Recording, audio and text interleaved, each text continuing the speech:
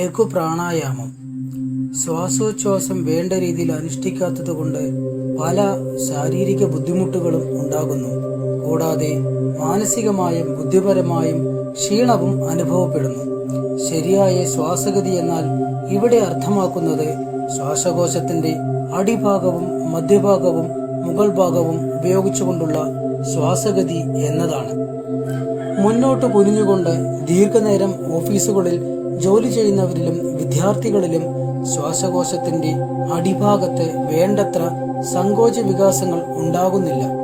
അതുകൊണ്ട് ഉള്ളിലേക്കെടുക്കുന്ന ഓക്സിജൻ അടങ്ങിയ ശ്വാസത്തിന്റെ അളവ് കുറയുകയും എടുത്ത ഓക്സിജനെ പൂർണ്ണമായും സ്വാംശീകരിക്കുന്നതിനുള്ള അവസരം ലഭിക്കുന്നതിന് മുമ്പ് തന്നെ ഉച്ഛ്വസിക്കുകയും ചെയ്യുന്നത് രക്തത്തിലെ ഓക്സിജന്റെ അളവ് ക്രമാതീതമായി കുറയുന്നതിനും കാരണമാകുന്നു.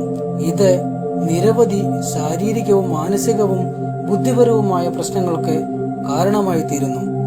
അതിനൊരു പരിഹാരമാണ് പൂർണ്ണ ശ്വസനക്രിയയും മറ്റ് പ്രാഥമിക പ്രാണായാമ പരിശീലന ക്രമങ്ങളും.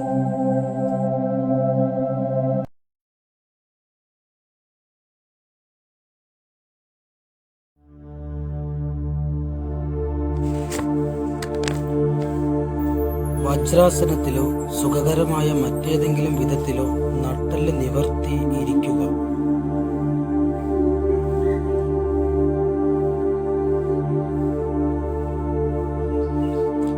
വയറിന്റെ ഭാഗത്ത് ഇരു കൈപ്പത്തികളും പതിച്ചു വയ്ക്കുക.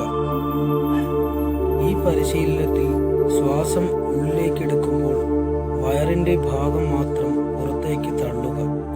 ശ്വാസം പുറത്തുവിടുമ്പോൾ വയറിന്റെ ഭിത്തി ഉള്ളിലേക്ക് സങ്കോചിക്കട്ടെ. അങ്ങനെ 10-15 തവണ ദീർഘമായി ശ്വാസോച്ഛ്വാസം ചെയ്യുക.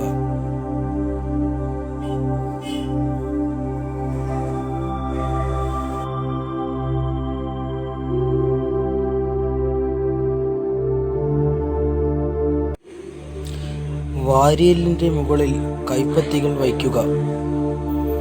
ശ്വാസം ദീർഘമായി ഉള്ളിലേക്കെടുക്കുമ്പോൾ നെഞ്ചിന്റെ മധ്യഭാഗം മാത്രം വികസിക്കട്ടെ. ശ്വാസം പുറത്തുവിടുമ്പോൾ ആ ഭാഗം മാത്രം സങ്കോചിക്കുകയും ചെയ്യട്ടെ. ഇതുപോലെ 10-15 തവണ ആവർത്തിക്കുക.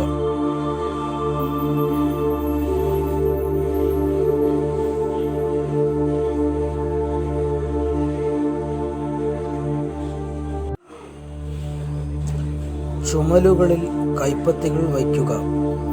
ശ്വാസം ദീർഘമായി ഉള്ളിലേക്കെടുക്കുമ്പോൾ ചുമലിന്റെ ഭാഗം ഉയരുകയും ശ്വാസം പുറത്തുവിടുമ്പോൾ ആ ഭാഗം താഴുകയും ചെയ്യട്ടെ. ഇതുപോലെ 10-15 തവണ ആവർത്തിക്കാം.